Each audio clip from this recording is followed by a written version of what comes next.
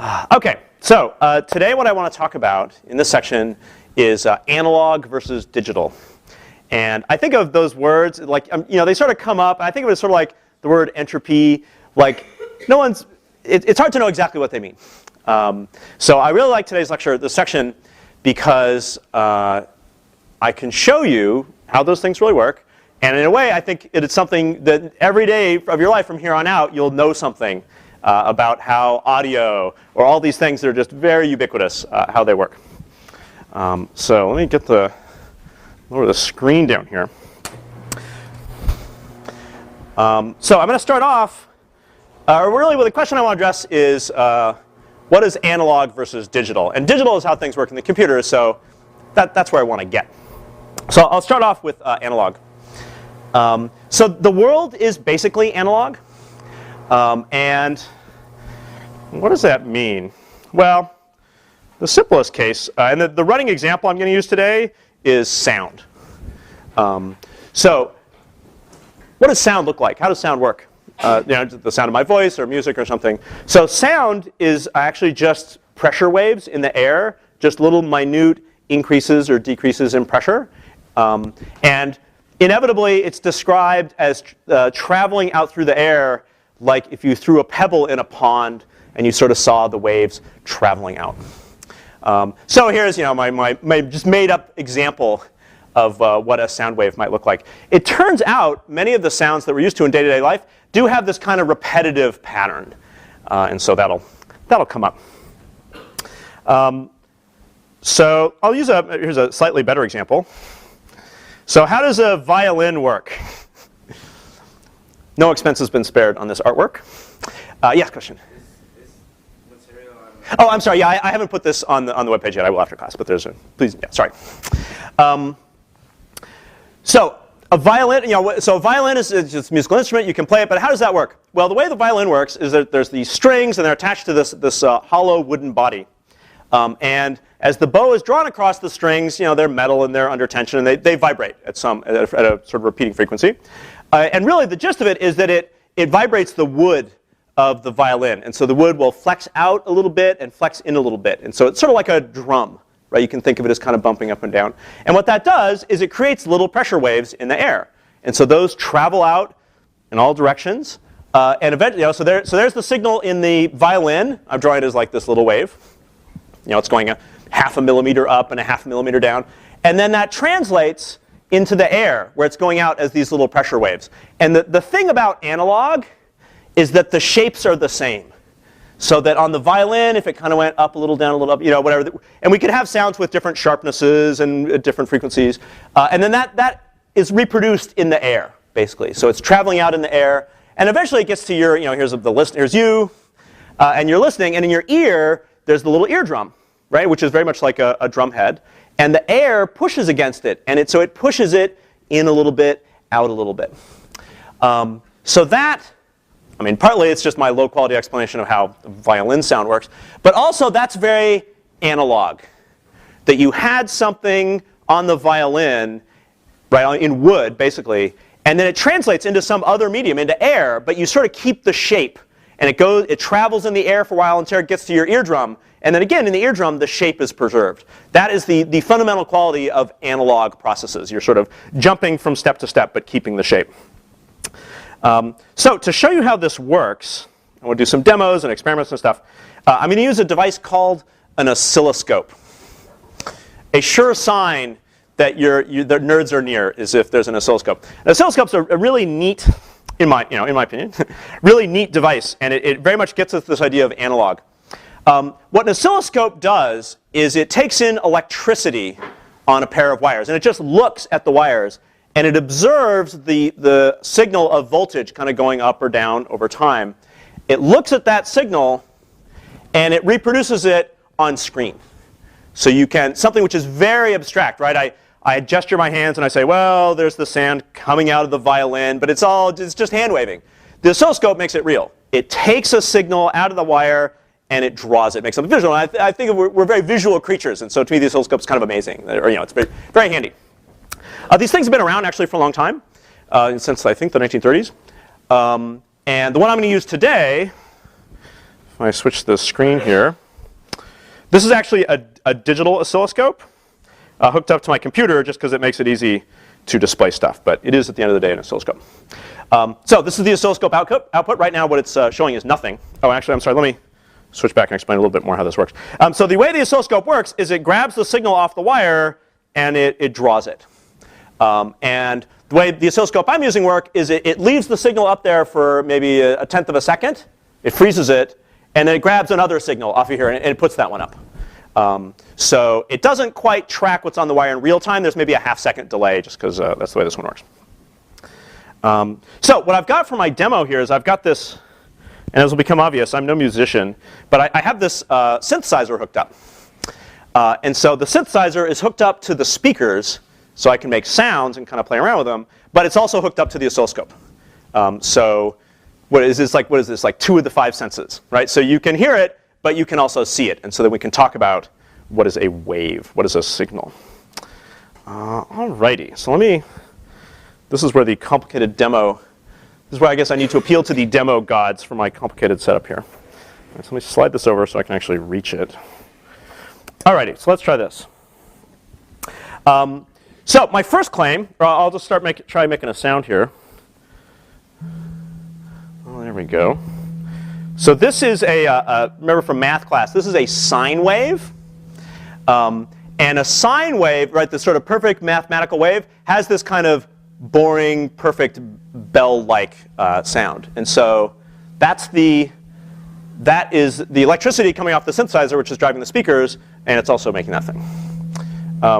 So let me try. So what I want to do first off is just talk about what are the properties of a signal like that. And sometimes I'll use the word signal. That's kind of the term for this sort of data that I want to play around with. Or I might use the word wave. Those are sort of synonymous here. But really what I'm talking about here is signals. I'm going to talk about some of the qualities that signals have. The first quality I'll talk about is frequency. So this is kind of a low note. And so remember what I said with the oscilloscope is that it grabs a wave, and then it shows it to you again maybe 1/100th of a second later or whatever, or maybe 1/10th of a second later. So those variations in pressure, that's actually maybe 100 per second, something like that. And we're just seeing it very zoomed in. So the width of the screen in this case, I think, is 1/100th of a second across. And so really that's varying very quickly. And so most human speech, things like that, they tend to be in the range 50 cycles per second up to maybe 20,000 cycles per second. All right, so the first quality I want to talk about, and I just used the phrase cycles per second, but I never explained it, is frequency. So if I go up to something where there's more, and we're going to say this is more cycles per second. How many ups and downs do we pack into what did I say this was, 1/100th of a second? So when there's more in there, that's what you think of as higher, right? You have a note which is higher or lower, whatever. Also, this is higher, so it's going to is this kind of irritating? Okay, sorry, we'll go back down. All the dogs are going to leave the building. So that's what frequency is. That you have just a greater number of cycles per second. And there's actually, I'm going to go, we'll just talk about music a little bit. So when you go up 1 octave, so that's C to this one, what you think of as kind of a natural, it sounds right progression, that's exactly a doubling. So if you look at the number of cycles there, and I go up an octave, it's exactly a factor of 2, and we could go up into the dog range, but I won't. All right, so that's one quality of signal, of sound. Another quality, which is kind of obvious, is official vocabulary word, is amplitude. So in a very analog sense, the height that is going up and down corresponds to how big the pressure wave is, right? How hard is the speaker, the synthesizer, pushing on the air? So if I were to just turn it down, it just goes down. So that's what loud and soft is. Loud is just, in the analog sense here, just going out a little harder. So this leaves me with the most kind of baffling quality, which is called timbre. And that just refers to the shape of the wave, the little curlicues, whatever. And the sine wave is there's no timbre. It's just the most vanilla sound possible. So I'm going to switch the synthesizer to do cheesy pan flute sound. And what you see, I don't know if you can tell, that's the same cycles per second I was doing before. It's actually the same frequency. It's the same note, but it has this flute timbre on it, all the little curly cues and stuff on it. And what is amazing is how the brain, that's what your brain is getting. Those little curly cues and bumps and wiggles and God knows what. And your brain takes that in, and what it hears is flute. But then when it hears this one, it's like, oh yeah, sine wave. And well, that's a little bit amazing to me. Or certainly when we look at it visually, just as pixels, it's sort of, yeah, I have newfound respect for the ear and the brain. Really the brain, obviously the brain. The brain helps out there. All right, so what do we have there? Frequency, amplitude, timbre. That's just like classic stuff to know about these sort of signals. All right, so what I want to talk about is another question about how sound works. And I'll go back to my oscilloscope here, which is there's just one air. Like in this room, there's one body of air, and all the sounds in here, basically me talking and you all clickety-clacketing, like surfing the web or paying attention or whatever, it's all sharing the one air. And so the question I want to get at is, well, how is it, what happens if multiple sounds are going on in the air at the same time? Right? If there's someone's talking, and then there's a low note and a high note, and you can model, oh, well, maybe they just sort of obliterate each other, but that's not true. Really, you can hear, obviously, you can hear multiple things at the same time. And so I want to get a little bit is like, how does that work? How do multiple sounds fit into the one air? And so I'm going to do that by playing multiple notes at one time. All right, so I'm going to start off with, okay, yes, we've seen this one enough times, my low note, the sine wave. So what would happen if I played that one and, let's say, this one at the same time? And I'll tell you, I'll tell you, and then we'll look at it. The answer is addition. The pressure waves add on top of each other. So there might be one place where the one wave is kind of high and the other wave is also kind of high, so then they would add together and make it like even higher. And there might be other places where one's kind of high and the other one's kind of low, and so it's just arithmetic. However they add together, they make this composite wave that has both sounds in it. And so we can, it just happens, this works out very neatly visually. So I'll start with the low one, and then here's the high one, and I'll just do them at the same time. Oh, well, it doesn't come out quite perfectly there. Let me try one even a little higher. So there's my low one. Yeah, this will show up better. There's my high one. If I do them at the same time, I don't know if you can kind of see, there's sort of, the low one is in there, but just mapped on top of it is this high one. All right, so I'd like everyone to just close your eyes for a second. Just humor me. All right, so now, just isolate. You can hear, just listen to the high note. Right? You can recognize there's a high note there, or if you ignore it, you can also hear that there's the low note. So, all right, so you can open your eyes. So looking back, your brain is just getting the signal, and this is the amazing part. Your brain gets that, and it can parse out the two sounds that are going into it. And that, this again gets at my sort of, I'm impressed with the brain, how it can like pull that stuff apart. All righty. So I'll show you there's a, if you wanted to sort of prove or show for yourself that it's just addition, you can actually do it with graph paper, where you could sort of graph this note, which is this one, and then you could graph the note that's just one octave higher, so this one and then this one, just 2x. And then with the graph paper, you could sort of add up the components, so where they're both high, make it high, and where they're both low, make it low. And what you'll find is that you get this sort of, this is the classical one octave apart shape. And so I'll leave that as an optional exercise, but you could sort of show that I'm not just making this up. All righty. So let me show you a couple other interesting facts about this summing together of sounds.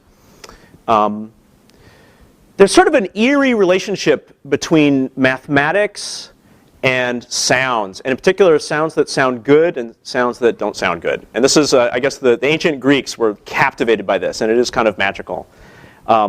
So what you think of as a chord in music, what sounds good, is when the peaks and valleys of two different sounds that you're going to add together, they kind of match up.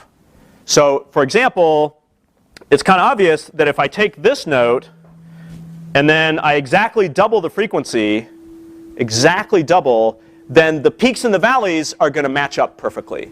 And so in fact, those sound pretty good together.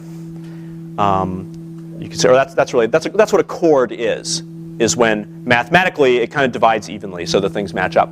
So we could look at the other side. Well, so wait, what sounds bad? And the way to get it to sound bad is to have one sound be, let's say, at 100 cycles per second. So that's the spacing of the peaks and valleys. And have another sound which is maybe 101 cycles per second. Just a little bit off. And what you'll find is then the peaks and the valleys, they almost never coincide. The thing is just staggered. It makes kind of a mess. And what's neat about that is that there's something in your brain. So here, like, there's a chord where they match up pretty well. But then I'm going to add on one where, like, it doesn't match. That's discord. And what's amazing is how, like, isn't that just bothering everyone? It's like, I'm not happy. And then if I just go up, I just go up a little bit so it matches, then like, that sounds good. So that's math, chord, and discord. All right, so let me show you, I want to talk about, we break it down. So that's just signal, waves, things like that. So let me bring this over to technology, and eventually I want to get at basically like how a CD player works. Or a CD player, I guess that's an antique. So we'll also talk about how MP3s work. So for starters, if I'm going to talk about analog versus digital, I first want to talk about analog briefly. And we talked about this a little bit with my violin example. So I'll talk about the original telephone system, the Alexander Graham Bell model. And I talked about analog a little bit before, so this very much follows that pattern. The way the original phone system worked is, we've got the person on the left there, and they speak, so they make pressure waves in the air, and it hits a microphone. And I'm not going to go into too much detail what a microphone does, but basically it has a little magnet arranged next to a diaphragm that can be pushed by the air. And so as the air moves the little diaphragm back and forth, it makes a little tiny electrical current. And so the result is, right, that's analog. It means when the air cone is pushed a little bit one way, it's going to make the electricity go a little bit one way. When the air cone goes the other way, the electricity is going to go a little bit the other way. And so we end up with this perfect, essentially what the microphone does is it's an analog translator. It translates from wave in air pressure over to little pattern of electricity in the wires. And that's the classic analog step. All right, so a telephone then takes the electricity, right, having transformed the signal into electricity, well, now it can go on the wires. And so it goes down the wires. Now, in reality, the electricity, the signal is so weak that there's going to be some amplification of the electricity. So transistors, we talked about before. So it goes down the wires, and eventually it gets to the other end, where it gets to a speaker. A speaker is just the reverse of a microphone. So the speaker takes in the electricity, and it has an arrangement of magnets and cones and whatever, so that then the electricity pushes the cone out or in a little bit, and so it basically recreates the pressure wave, and so then the sound comes out. So this is the original design of the telephone system, and what's funny is that, not you guys obviously, but your parents, people who actually have phones in their houses, the last mile of the phone system, it still works this way. Like once the standard was kind of set and everybody had all these zillions of phones out there, it was hard to just have some big switch day like, oh, phones should work differently. So this is sometimes called a network effect, which I'll probably talk about a little bit later. But yes, there's this tremendous inertia where the phone, even though the central office of the phone company now works completely differently, the end part is still compatible with like the way it's always been.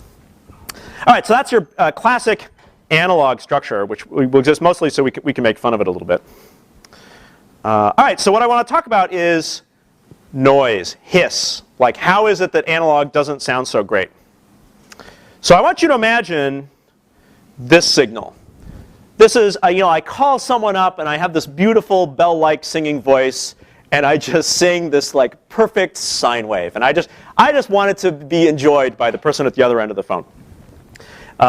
So what I'm going to do, well, so let's say I sing that into the microphone, and it's perfect. What comes out of the other end? Right, it goes down the wire, it goes through the microphone, down the wires, maybe it's amplified a little bit, and then it comes out the speaker on the other end.